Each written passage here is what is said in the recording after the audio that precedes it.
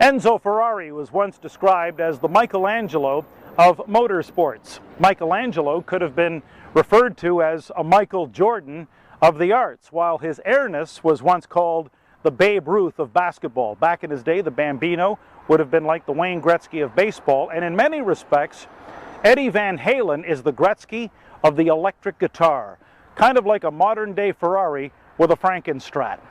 In every discipline, every profession, someone is setting the standard, the baseline, the benchmark for greatness, and there's always an opportunity to learn from what they do. A jump towards greatness, our focus on the Reinvention Chronicles.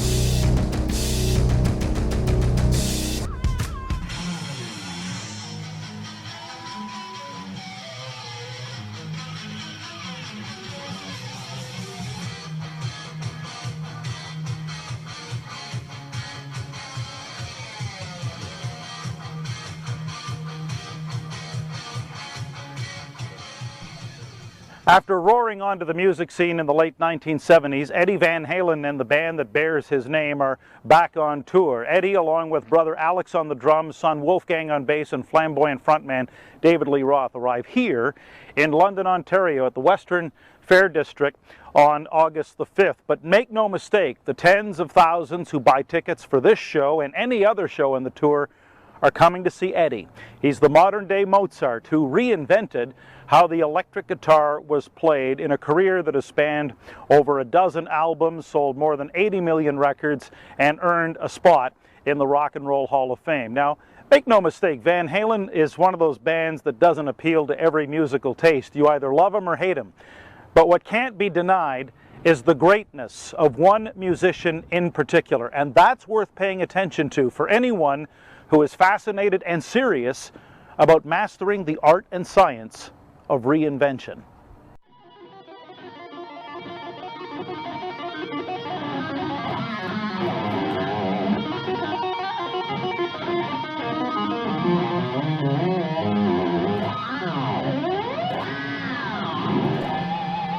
There's always a lot to learn from observing firsthand the greatest of the great in any discipline or profession, watching carefully what they do and using it and adapting it to help you achieve your own level of greatness. In other words, if someone qualifies as best in the world at what they do, it's worth buying a ticket just to show up and see for yourself. As the late king of pop Michael Jackson said many, many times, if you want to be like the greats, you've got to learn from the greats.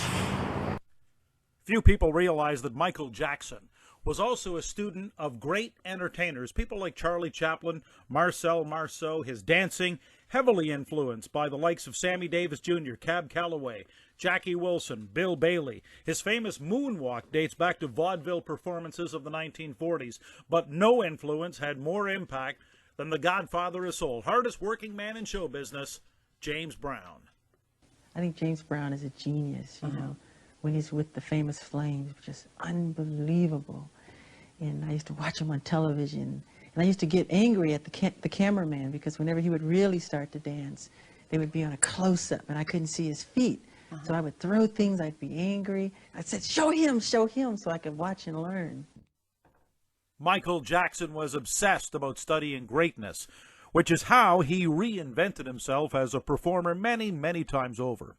As he and Quincy Jones were in the middle of the sessions that ultimately produced Thriller, they got the idea they needed a blazing guitar solo for a number called Beat It, kind of like the way Eddie Van Halen would play it.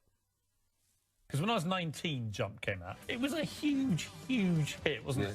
But like one of those things you sort of dream of as a rock star. It's funny because at the time I had played on Beat It, on Michael Jackson's record, and his album went to #1, and our album was #2. Our single was #1, his single was #2. Then he did that Pepsi commercial, he burned his hair, and he stayed at #1. Selfish, man. To this day, you know, the guys in the band still blame me for that album not going to #1. It's your fault. Is it true you didn't get paid to be on the Jackson? I did it as a favor, you know. So Michael Jackson rings up and says, Eddie, you're the best guitarist in the world. Can you play on my song Beat It? It's a smash hit around the world, and you get $0. Well, I didn't ask for anything.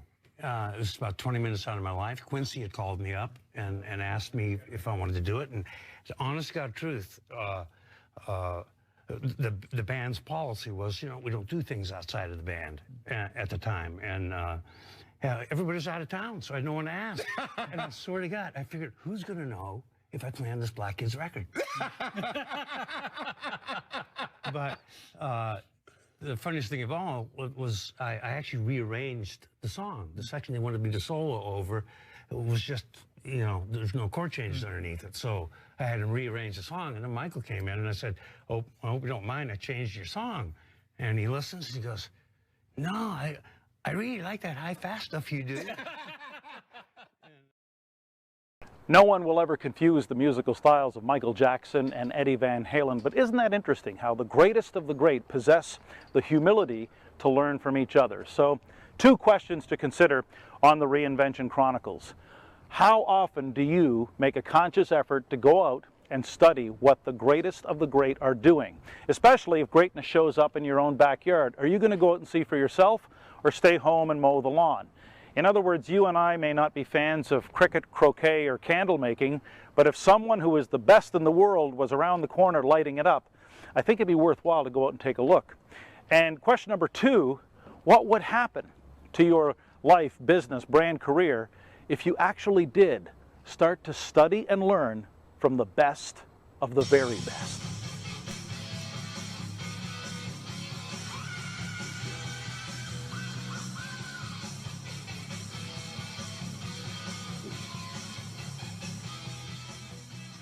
In 1676, Sir Isaac Newton, who was like the rock star of science in his day, made this observation: if I have seen further, it is by standing on the shoulders of giants.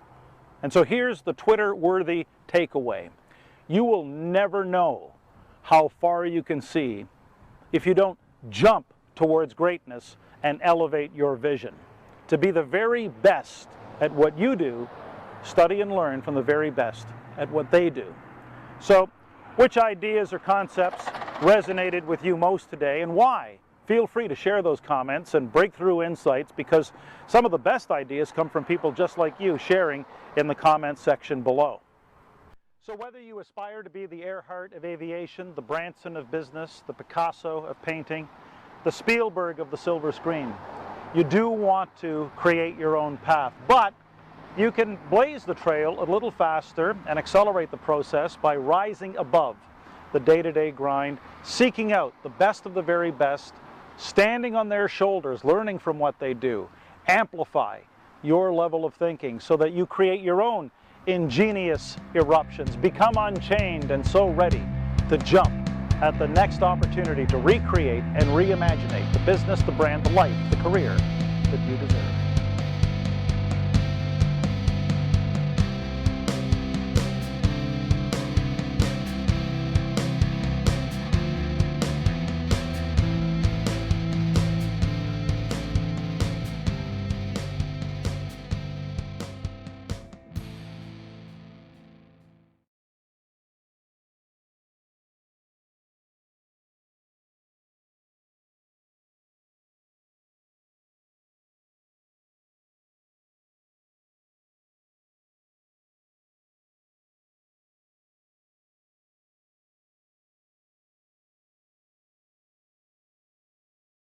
When my mom, dad, and my brother and I first came to America when I was 7 years old, we came here with $50 and a piano.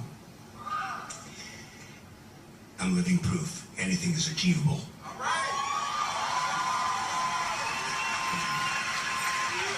I started drinking when I was 12 years old. When I started playing guitar, I quit a year ago, 42 years later. That also shows you anything is achievable. There are